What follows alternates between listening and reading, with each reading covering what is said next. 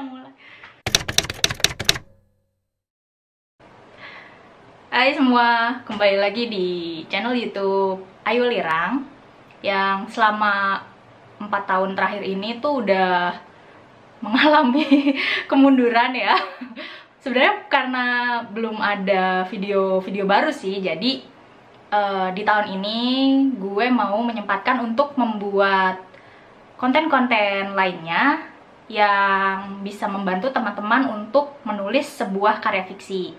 Jadi memang konten YouTube ini nanti akan berisi tips-tips menulis fiksi, mulai dari plot, membuat kerangka, membuat karakterisasi, dan lain sebagainya. Tips-tips menulis yang akan ada di YouTube ini berasal dari pengalaman pribadi gue dan mungkin bisa sedikit banyak membantu teman-teman yang baru mau mulai menulis karya fiksinya. Nah, sekarang mungkin kalau dari teman-teman ada yang mau mulai menulis, terus mungkin mencari-cari di pasar buku gitu ya, di penerbitan buku belum ada ternyata genre-genre yang ingin teman-teman baca. Nah, mungkin teman-teman bisa memulai untuk menulisnya sendiri, karena biasanya ada beberapa penulis yang menuliskan karya itu berdasarkan dari bacaan yang belum pernah mereka temui di pasaran. Tapi kalau misalnya teman-teman bingung mau mulai untuk menulis apa, terus karena pemula banget dan belum pernah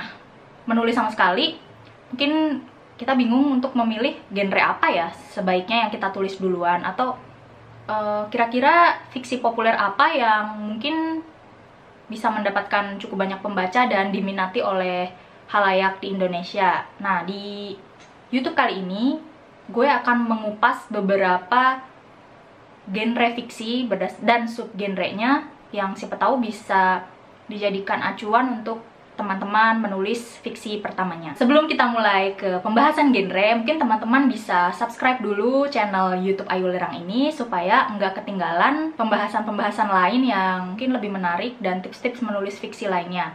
Juga jangan lupa menyalakan lonceng notifikasi supaya teman-teman nggak ketinggalan kalau ada update video baru. Sebelum memulai untuk memilih genre, kalian harus tahu dulu apa yang dimaksud dengan genre.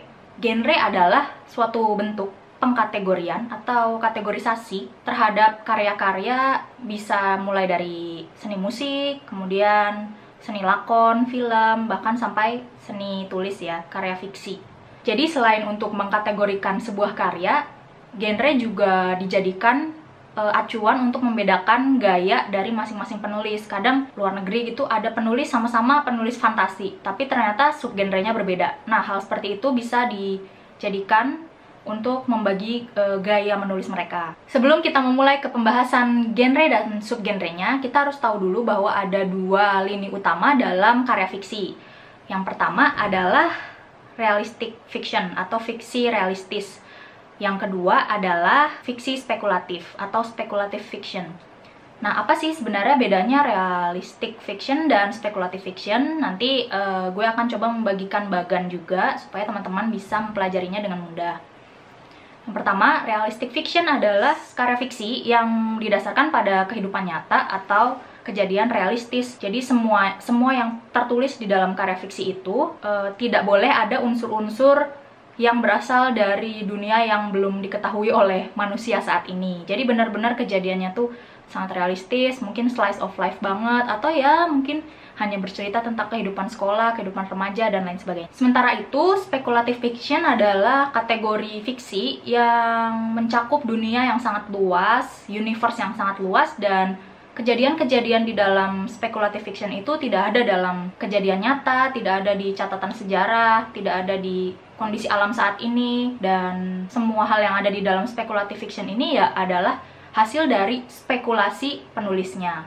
Tema-tema yang biasanya diangkat dalam speculative fiction itu mencakup kejadian futuristik atau misalkan kedatangan alien, perjalanan keluar angkasa, science fiction, dan penciptaan sebuah universe alternatif dari kondisi alam dan kondisi dunia kita yang ada nyata saat ini. Jadi sebenarnya apa sih pentingnya kita mengkaji sebuah genre dan mengapa kita harus mempelajari genre-genre tersebut sebelum kita menulis fiksi? Jadi kenapa sih mengkaji genre itu penting? Ya Kalau dari pengalaman gue pribadi sih, karena kan sebenarnya genre itu memenuhi ekspektasi ya, dan memenuhi kebutuhan para pembaca. Jadi kita tuh ketika memutuskan untuk menulis fiksi sesuai genre yang udah kita pilih, kita pasti udah tahu tujuan pembacanya dan bagaimana kita akan menyasar pembaca kita itu. Makanya kita harus mengkaji berbagai macam genre yang populer di Indonesia, supaya kita bisa mengetahui sebenarnya ekspektasi pembaca Indonesia terhadap genre-genre fiksi itu seperti apa sih. Selain itu kan, kita sendiri kalau membaca buku, pasti kita akan memilih seperti apa buku dan genre yang kita ingin baca. Nah, hal seperti itu juga berguna bagi penulis, karena berarti kita itu memposisikan diri sebagai pembaca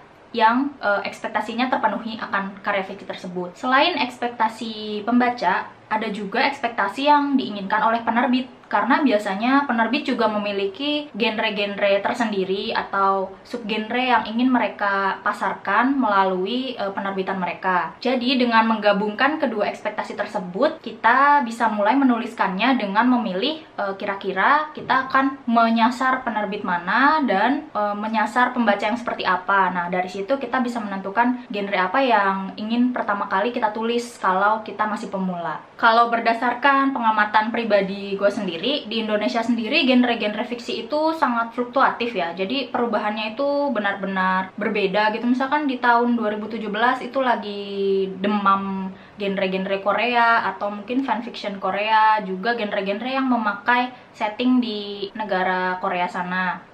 Korea Selatan ya, bukan Korea Utara. Kalau tahun 2018 kemudian bergeser, mungkin dulu tahun 2018-2019 ramenya itu genre-genre thriller sedikit, terus ada genre-genre terjemahan-terjemahan dan genre psychological thriller dengan munculnya beberapa buku oleh penulis perempuan, misalnya seperti Gone Girl atau Woman in the Window dan lain-lain. Kemudian tahun 2020 dengan munculnya event urban thriller dari Nora Books, juga genre thriller mulai naik lagi dan ada banyak penulis-penulis thriller jebolan Indonesia yang mencoba menulis genre urban thriller tersebut dengan unik-unik dan kalau dibaca lumayan menegangkan. Dan kalau 2021 ini juga mungkin ramai oleh domestic noir, cerita rumah tangga tapi berbumbu kelam. Jadi memang perubahan genre ini nggak bisa dipungkiri sangatlah fluktuatif, dan kita juga jadi mungkin akan berada di antara belantara genre ya, rimba genre ini. Jadi teman-teman harus benar-benar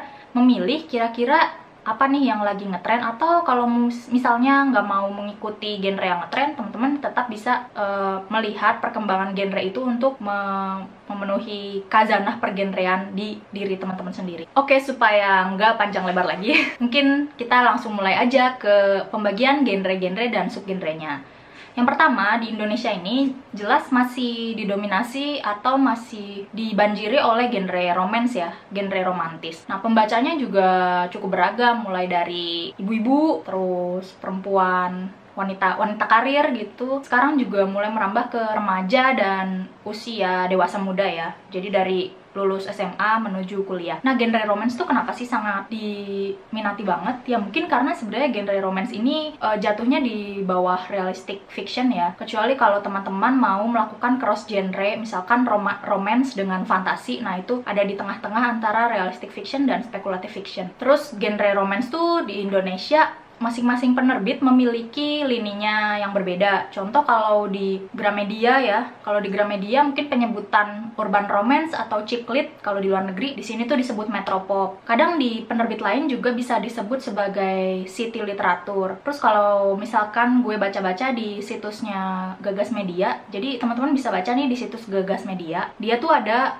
macam-macam genre romance yang mereka terima, jadi ada ketentuan-ketentuannya. Nah, kalau metropop ini tuh kalau nggak salah disebutkannya tuh sebagai mainstream romance ya kalau di sini. Jadi kenapa disebut begitu? Karena cerita-cerita urban romance atau chick lit ini membingkai kehidupan wanita karir di kota besar dan segala problematikanya, mungkin dari pekerjaan, dari bos yang cerewet, juga dari kehidupan cintanya yang kok apes mulu, misalkan seperti itu. Nah, genre ini tuh menarik karena meskipun ya mungkin kehidupan bekerja begitu aja, tapi kita bisa mengangkat berbagai pekerjaan yang belum pernah diangkat di genre metropop ini sebelumnya. Contoh ada yang baru tuh kemarin, novel yang judulnya Monster Minister ya. Ini tuh kayak jadi bercerita tentang menteri gitu ya. Kita kan nggak pernah membayangkan bagaimana menteri bekerja ya di kantornya. Nah, dan ini tuh diangkat dalam kisah urban romance, chick lit, atau sebutannya metropop seperti itu. Kemudian kalau untuk pembaca yang lebih muda, mungkin ada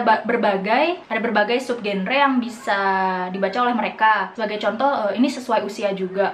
Young adult. Kalau yang adult itu usianya dari setelah dia lulus SMA mungkin ya, sekitar 18 tahun sampai ketika dia mau lulus kuliah. Jadi ini usia dewasa muda, dimana mereka udah nggak remaja lagi, tapi mereka juga sudah harus melupakan kehidupan remaja mereka untuk menjadi orang dewasa. Terus di bawahnya ada jelas genre teen atau remaja, cerita fiksi remaja, atau disebutnya teen literatur. Ini ceritanya tentu akan membingkai tentang kehidupan remaja di SMA mereka, atau kalau yang nggak sekolah, mungkin cerita tentang mereka mengikuti paket C, itu juga bisa, itu sangat menarik. Atau mereka nggak SMA tapi ternyata mereka sekolahnya di SMK, nah itu juga menarik untuk diangkat. Sementara itu kalau dari usia yang lulus kuliah, di atas young adult sedikit, ini genrenya di atas young adult tapi di bawah metropop, ini genre new adult. Jadi benar-benar mereka yang baru lulus kuliah, terus mereka harus menghadapi kehidupan dewasa dan segala masalahnya. Ternyata kalau jadi dewasa tuh kayak gini ya, kayaknya gue mendingan tetap jadi anak SMA aja deh. Nah, kira-kira permasalahan yang diangkat di new adult tuh seperti itu. Selanjutnya, setelah romance, genre yang cukup diminati di Indonesia adalah genre horor. Dimulai dari banyak cerita-cerita tuh dulu di Kaskus, cerita horor yang kini diangkat menjadi buku ya, buku tersendiri. Dan kalau menurut gue pribadi, genre horor ini masuknya di speculative fiction sih. Mungkin ada juga yang realistic fiction, cuma karena gue sendiri belum pernah merasakan melihat makhluk supernatural, jadi gue juga nggak tahu ini tuh masuknya di antara realistik atau spekulatif. Harusnya sih spekulatif ya, hal-hal supernatural ini. Genre horor ini kalau misalkan mau kita jabarkan, subgenrenya tuh cukup banyak ya, apalagi kalau di luar negeri tuh udah macem-macem banget. Dan kalian bisa melihat di bagan ini, jadi ini bagan dari popcornhorror.com. Sebenarnya ini bagan untuk genre horor dalam film, tapi bisa juga diaplikasikan di karya fiksi kalian. Kalau di Indonesia sendiri, genre horor tuh mencakup hal-hal supernatural kayak kemunculan hantu ya, paling sederhananya. Terus gangguan oleh jin atau makhluk halus, atau mungkin iblis, kayak contohnya Sima ya, sebelum iblis menjemput itu. Terus hal-hal semacam paranormal activity gitu ya, secara singkat. Terus bisa juga sih sebenarnya kalau kalian mau bikin yang agak fantasi, seperti vampire atau werewolf kayak GGS gitu, bisa juga sih sebenarnya. Tapi kalau kalian mau menggabungkan genre horor seperti cerita-cerita penyihir gitu di luar negeri, sebenarnya di Indonesia juga bisa ya, karena di Indonesia tuh masih banyak praktik-praktik perdukunan yang kita nggak tahu, dan itu bisa dimasukkan menjadi elemen tambahan dalam genre horor kalian, supaya nggak sekadar kedatangan hantu atau kemunculan hantu aja gitu, jadi lebih menarik. Nah, seperti itu genre horor. Selanjutnya kita akan membahas genre thriller. Ini salah satu genre yang gue sukai ya, karena gue sendiri menulis beberapa fiksi kriminal yang kalian bisa baca bukunya, nanti gue tambahin di kolom deskripsi kalau kalian mau beli. Promosi. Nah, jadi kalau kalian mau beli ada di kolom deskripsi. Genre thriller ini mungkin secara bahasa bisa diartikan sebagai cerita seru atau cerita menegangkan. Nah, kenapa disebut gitu ya? Karena genre thriller membuat pembacanya itu merasakan peningkatan mood atau bisa merasakan emosi. Terus mereka juga bisa merasa cemas dan merasa adrenalin mereka tuh meningkat ya karena membaca genre thriller ini. Dan juga kadang mereka bisa merasakan takut, tapi bukan takut seperti yang kalau di dalam genre horor gitu ya, takut terhadap sesuatu yang tidak kasat mata. Kalau di sini rasa takutnya tuh lebih dibangun karena karena ketegangan di dalam cerita. Jadi ketika membaca cerita konspirasi, mereka takut hal itu terjadi pada mereka, seperti itu. Contoh subgenre thriller kalau di Indonesia tuh sudah cukup banyak. Juga ada yang di cross genre dengan misalkan dengan domestic romance, nanti dia menjadi domestic noir gitu ya. Jadi tentang kehidupan rumah tangga tapi ternyata kelam. Ada juga yang lagi hype banget di Indonesia nih, urban thriller ya. Cerita menegangkan yang terjadi di kota-kota besar di Indonesia, seperti itu. Dan ini dicetuskan pertama kali oleh Nora Book. Terus ada juga psychological thriller. Psychological thriller ini kebanyakan sih diambil karena menjamurnya novel-novel dengan tema serupa. Contohnya Gone Girl, terus The Woman in the Window, The Girl on the Train, dan lain-lain. The Silent Passion gitu contohnya. Nah, ada juga thriller konspirasi. Ini thriller yang menceritakan tentang dunia pemerintahan mungkin, atau tentang tatanan dunia baru yang sangat rahasia, atau tentang kult, dan itu jatuhnya kepada konspirasi besar gitu ya. Konspirasi konspirasi yang sangat luas lah cakupannya. Jadi kita bisa mencoba membuat thriller konspirasi ini seperti karya-karyanya Dan Brown. Terus ada lagi political thriller. Ini bisa di cross genrekan mungkin dengan crime atau dengan police procedural, dimana tokoh-tokohnya mungkin mencakup sebenarnya hal yang terjadi di dalam cerita itu, mencakup kegiatan politik atau tujuannya adalah tujuan politik, seperti itu.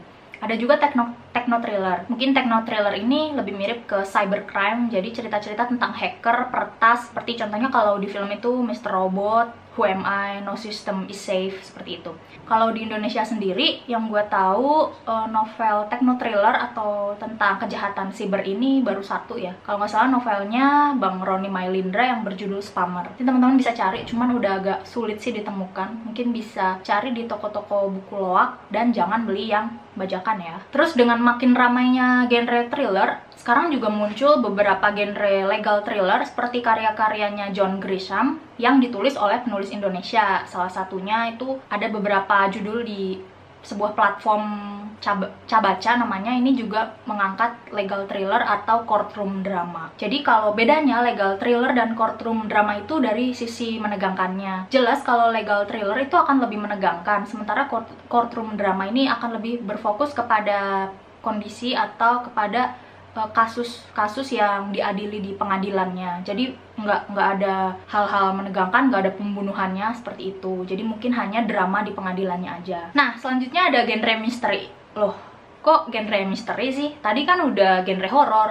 Oke, ini ada beberapa hal yang mungkin sekarang ini masih banyak orang membedakan ya, maksudnya tergantung masing-masing orang ya. Jadi ada yang bilang horor itu misteri, tapi sebenarnya kalau misteri sendiri ini yang gue tahu dalam sebuah jurnal itu bukan atau tidak termasuk genre horor. Kenapa? Karena sebenarnya misteri ini lebih fokus ke lini fiksi realistis, bukan fiksi spekulatif. Sementara kalau horor kan ada di fiksi spekulatif. Kenapa begitu? Karena genre misteri ini sebenarnya tujuannya adalah untuk mengungkap sebuah fenomena yang belum pernah diketahui sebelumnya. Misalkan tentang misteri serial killer, tapi kan pendekatannya itu bukan dengan pendekatan supernatural atau pendekatan spekulatif. Jadi, genre misteri itu mengungkap fenomenanya dengan pendekatan realistis atau kejadian atau solusi yang ada di dunia nyata. Jadi, bukan hal-hal yang tidak ada di dunia kita secara nyata gitu. Misalkan mengungkap kasus pembunuhan dengan bantuan dukun, nah seperti itu. Ini kan sebenarnya udah masuk spekulatif, tapi memang ada genre seperti itu. Contohnya di beberapa film Jepang, dimana si polisinya itu ngobrol sama hantu korban, nah seperti itu. Tapi itu bukan speculative fiction, itu bukan realistic fiction, sorry. Itu jatuhnya speculative fiction dan tidak masuk ke genre misteri, mungkin jadinya cross genre. Jadi kalau ternyata genre misteri itu bukan mengungkap fenomena dari pendekatan fantasi ya, jadi sebenarnya genre misteri itu apa sih? Nah contohnya genre misteri itu turunannya adalah genre detektif atau cozy mystery, dimana tokohnya bukan detektif amatir atau bukan detektif di kepolisian tapi hanya orang biasa, itu disebutnya cozy mystery. Terus cerita detektif remaja itu disebutnya juvenile detective fiction. Ada juga hard boiled detective, dimana ini dekat dengan nuansa noirnya atau nuansa gelapnya. Terus ada juga police procedural. Police procedural jelas menceritakan tentang pengungkapan sebuah kasus yang dilakukan oleh tokohnya itu pasti aparat penegak hukum. Dan semua genre ini tentu mengungkap fenomena dan misterinya itu jelas dari bantuan legwork atau mereka jalan ke sana kemari mencari bukti. Nah, itu adalah genre misteri. Yang terakhir nih, genre fantasi. Genre fantasi juga cukup diminati di Indonesia ya. Menjadi fiksi populer yang malah sangat diminati dan ada komunitasnya sendiri. Kalau nggak salah, Portal Fantasi Indonesia ya, PNFI. Jadi mereka tuh pembaca buku-buku fantasi. Cuma memang